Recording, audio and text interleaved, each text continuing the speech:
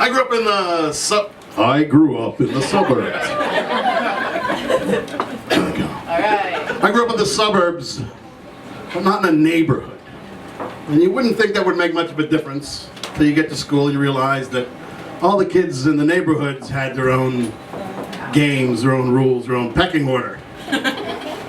So it was while I was standing in line waiting to be picked last for kickball or something that I met a guy who I'm going to call Bob Smalls. Bob and I were outsiders together. We weren't sports obsessed, so we had our own interests. We built kites.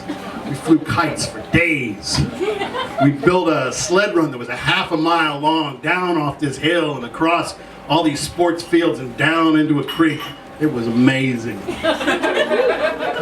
We discovered independently that that thing in our pants was standing up an awful lot, demanding attention. We had to go to the public library to figure out that that was, normal. We were into literature. Bob turned me on to the X-Men. At the very moment the X-Men were revolutionizing comic books by introducing writers that understood existential crisis. It wasn't just comic books. We were into Lord of the Rings, which was a rebellious thing to do at that time because all the teachers thought that was trash lit, that was hippie lit. They didn't want us reading it. They wanted us reading, Beowulf again, Billy Budd, Separate Peace. Bob took everything to extremes, though. Bob learned to speak and write in Elvish.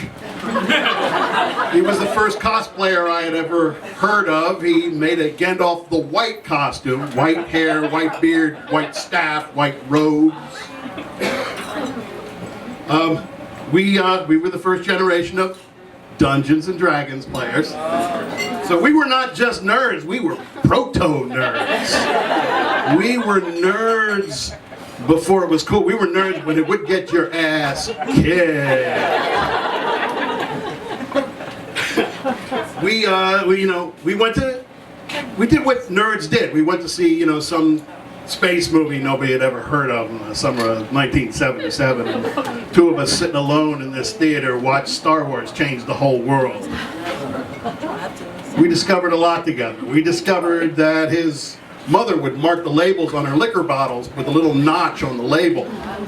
And we discovered that if we remembered to replace the notch, we could drink as much as we wanted. And we discovered that drinking as much as you wanted of creme de menthe is not a good idea.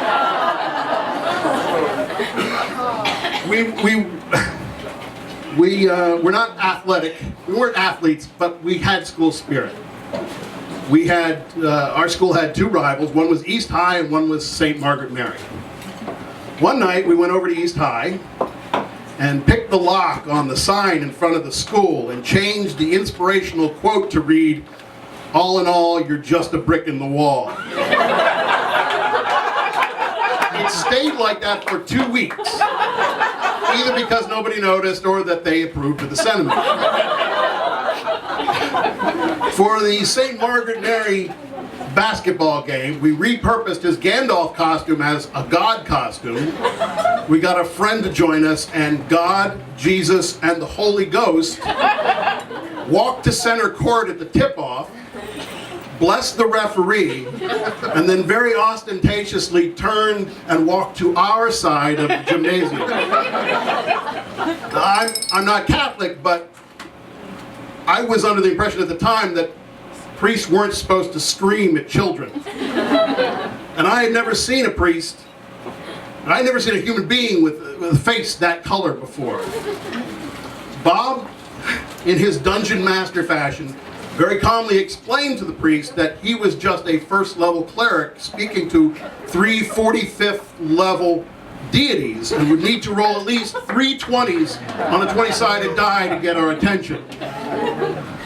I think Father had a stroke. There was spittle coming out, and eventually he got transferred. The one thing we didn't discover together was weed. I discovered weed at parties with friends, and Bob discovered weed by himself. And that's what he would do. He'd buy a little bag and walk off into the woods and smoke it by himself. And pretty soon all our conversations weren't about things we were interested in anymore. They were about how does one prepare a banana peel to smoke? Or can you lick any toad to get high, or is it just one specific species of toad? We started to drift apart. The last time I spent any real time with him, we were in his car, and he was using a razor blade to scrape the inside of the windshield on the theory that he had smoked so much weed in the car that whatever came off the windshield would certainly get him high. He eventually started going with the shop kids because they had better dope, and I didn't see him much anymore after that. Fast forward 20 years, and I get a note that Bob's become a semi-professional kite flyer. So I thought, maybe it's time to reconnect. So, Facebook. I found out that Bob had spent 20 years in prison as a nurse. And even though they let you go home at night, I think 20 years in prison is 20 years in prison.